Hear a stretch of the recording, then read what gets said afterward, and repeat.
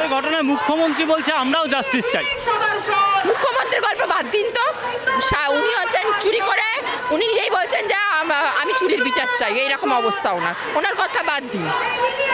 আপনার মনে হয় ডক্টর শান্তনু সেন লজ্জিত, বলছে সবাইকে ধরা হবে। সবাই জানে ওনার মুখোশটা পুরো খুলে গেছে সবার কাছে, ওনার মুখোশটা সবার কাছে খুলে গেছে। আপনারা দেবেন এগুলো? আর রচনা ব্যানার্জি দিদি নাম্বার ওয়ান সবার বয়কট করা উচিত, প্রত্যেকটা মেয়ের দিদি নাম্বার ওয়ান বয়কট করে দেওয়া উচিত আজকে। রচনা ব্যানার্জির মতো একটা থার্ড ক্লাস মেয়ে যে কিনা বেরোলো না, একটা মেয়ের যখন এরকম হলো, কোথায় গেল? আজকে রত্না চ্যাটার্জি যখন ওনার বর চলে গেছিল তখন খুব নাচানাচি শুরু করেছিল শোভন চ্যাটার্জি চলে গেছে বলে। আজকে একটা মেয়ে এত বড় রেপ হলো, সবাই প্রোটেস্টে বেরোচ্ছে, তুই বেরোতে পারলি না আজকে?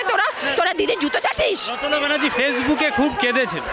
ওগুলো হচ্ছে ন্যাকা কান্না বোঝেন? ওইসব মেয়েকে কিছু মনে করবেন না, একটা মেয়ের না শত্রু মেয়েই হয়।